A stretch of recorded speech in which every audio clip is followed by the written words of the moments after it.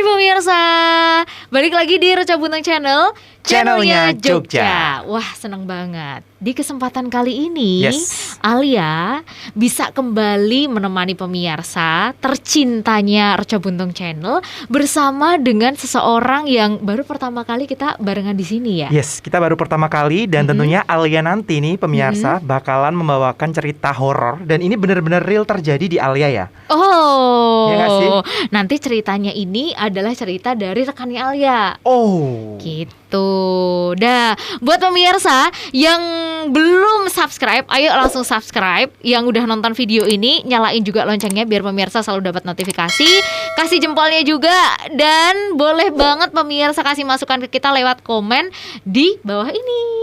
Bener banget. Pokoknya kita dukung channel di Reca Buntung karena banyak sekali kisah-kisah mistis tentunya yang bakal juga diceritain ke seluruh pemirsa. Jadi seperti apa ceritanya? Ayo langsung aja.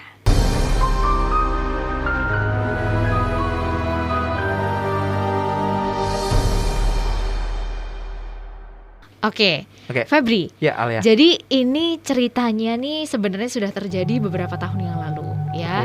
Sekitar waktu Alia masih SMA. Berarti itu sekitar sekarang kan 2021 ya. Yes. 7 atau 6 tahun yang lalu. Cerita ini terjadi. Dan cerita ini dulu diceritakan oleh teman Alia waktu SMA. Satu kelas kita, dari kelas 2 sama kelas 3. Kan zaman dulu nih kan ada IPA sama IPS. Benar, gitu kan. Kalau kelas 1 kan masih umum gitu ya. Yes. Nah, dia tuh sama Alia di kelas 2 dan kelas 3 gitu. Jadi kita selalu barengan.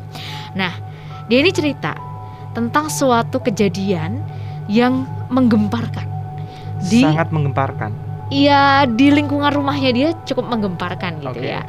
Karena jadi teman Alia ini sebut saja namanya Dinta. Dinta, ini cewek ya. Dinta ini tinggal dalam satu kompleks. Sebenarnya bukan kompleks perumahan ya pemirsa ya, tapi kayak rumah memang dalam satu wilayah itu isinya keluarga semua. Keluarga besar. Jadi memang rumah turun temurun lah dari eyang-eyangnya Dinta waktu itu. Jadi rumah turun temurun, kemudian akhirnya didiami Pak D-nya, Bude-nya gitu dan anak turunnya gitu kan. Jadi satu kompleks itu isinya masih keluarga semuanya. Semua masih keluarga ya, jadi satu komplek itu. Dan uniknya rumah mereka itu menghadap ke satu jalan yang sama. Gitu ya. Jadi rumahnya itu misalnya jalannya itu dari utara ke selatan. Jadi rumahnya dia itu menghadap ke timur. Gitu. Rumahnya dia menghadap ke timur. Ada di posisinya ada di barat jalan. Jadi rumahnya itu berjajar menghadap ke timur. Masing-masing dari rumah itu memiliki halaman belakang. Setiap rumah punya halaman belakang. Iya, punya halaman belakangnya. Nah, di halaman belakang ini ya ada yang punya kandang ayam lah, ada yang buat jemurin lah, ya kan seperti biasa ya. Febri juga pasti tahu kan rumah-rumah di desa seperti apa. Kemudian ada tempat buat nyuci, kemudian ada tandon air, ya. Tandon air. Ini kata kuncinya tandon air. Kalau sekarang kan memang sudah pakai tandon air. Kalau dulu kan mungkin pakai sumur ya. Iya, pakai sumur juga gitu. Iya, jadi di tempatnya Dinta ini juga dulunya itu juga ada sumurnya. Gitu, jadi sumurnya dia itu dalam kondisi masih dipakai atau sudah ditutup gitu? Sudah ditutup sumurnya. Sekarang kan semuanya udah masing-masing rumah udah punya tandon air kan, karena udah nggak nimba lagi gitu. Nah, kebetulan rumah Dinta ini nomor 3 dari utara. Nomor 3 dari utara karena itu satu jalan ya. Jadi nomor 3 dari utara. Febri udah bisa bayangin nih. Iya, nomor 3 dari utara. Nah, rumah paling utara itu adalah rumah milik Pak D-nya Dinta. Gitu ya, jadi rumah dia nomor 3 dari utara. Rumah paling utara, paling ujung utara. Paling ujung punya Pak D-nya Dinta. Punya Pak D-nya Dinta. Nah, kebetulan tandon air punya Pak D-nya Dinta ini posisinya ada di belakang rumah. Jadi kayak dibikinkan apa ya, semacam tempat sendiri, dak gitu. Nah, jadi si tandon air ini tuh posisinya ada di belakang rumah. Gitu. Dan di bawah tandon air itu, di bawah dak-dakan itu adalah sumur yang dulunya aktif tapi kemudian akhirnya ditutup untuk kemudian airnya dialirkan ke tandon, langsung diambil pakai pompa gitu ya. Jadi kebayang kan seperti apa kondisinya? Udah kebayang sih. Ya. Nah, suatu sore menjelang maghrib gitu ya. Maghrib ya? Maghrib. Si ibunya Dinta ini ngentasi jerengan. Ngambilin baju Jawanya ya. gitu. Apa sih, ngambilin jemuran. Yes. Ya kan karena udah mau maghrib, jadi diambil lah itu jemurannya. Nah, Tuh, aku tiba-tiba udah mulai merinding. Apa ya? udah mulai merinding ya. Iya, Padahal bener belum banget sampai klimaksnya ini Soalnya ada ceritanya kata nih. kuncinya nih pemirsa, tandon. Kalau udah ada kata kuncinya tandon tuh berarti ada sesuatu yang selain air di situ. Makanya tadi dijelasin ya secara Yes. detail posisi tandonnya itu seperti apa. Rada tinggi ya karena ada daknya gitu. Lah, kembali ke cerita tadi. Ibunya Dinta ini ngambilin jemuran di belakang rumahnya Dinta. Sore hari waktu menjelang mau maghrib Iya, ya. menjelang mau maghrib. Nah, pas ngambilin ini nggak sengaja lah ya. Ya kan orang pasti ngambil ini fokus gitu kan. Yes. Feb. Terus tiba-tiba si ibu ini itu mengarah ke utara. Tanpa ada apa-apa dia langsung ngarah ke utara. Ya kayak ngelihat aja gitu, ngelihat Asal, kayak iya. sekilas sambil Oke. ngambil Ya, refleks jemuran lah ya. gitu kan, refleks ya. Dia ngeliat ke utara Oke. dan samar-samar Oke. di atas tandon itu ada sosok putih ya yang bergerak. Jadi kayak ada yang my duduk di God. atas tandon air itu, terus kakinya tuh kayak bergerak gitu loh, mengayun gitu Itu loh. padahal sore hari ya pemirsa. Febri sampai Menjelang merinding. menjelang maghrib, Iya. menjelang maghrib. Oh, menjelang maghrib Nah, ya. kemudian kan posisi udah remang-remang ya, dan itu kan juga di belakang rumah gitu. Lah terus si ibunya Dinta ini ngelihat, maksudnya dia memperhatikan dengan benar gitu loh, kayak apa sih itu tuh gitu kan, penasaran juga kan, kayak warnanya kelihatan putih terus bergerak gitu kan. Makanya sama ibunya Dinta nih diem dulu, habis itu diliatin. Oh, apa sebenarnya tuh apa diem gitu. dulu.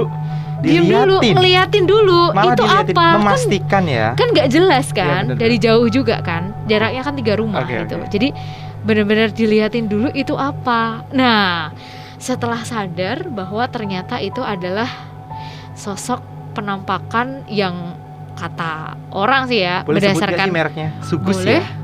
Iya nggak sih? boleh gitu. Kalau Oke. kata ibunya Dinta nih, Ah. itu adalah sosok seperti pocong ya. Oh, I see. Iya, sosoknya seperti pocong. Ini versinya ibunya Dinta yang melihat saat itu seperti pocong. Posisinya dia duduk di atas tandon air itu sambil menggerak-gerakkan kaki. Jadi pokoknya dia kelihat putih-putih bergerak lah. Nah itu bagian kakinya. Oh my god. Gitu lah. Langsung ibunya Dinta ini masuk ke rumah. Terus Ngerti banget tuh perasaannya ibunya Dinta. iya, Kalau pokoknya ngeliat habis tergopoh-gopoh lah. Iya. Dan posisi si Dinta ini ada di rumah gitu loh. Ada di rumah.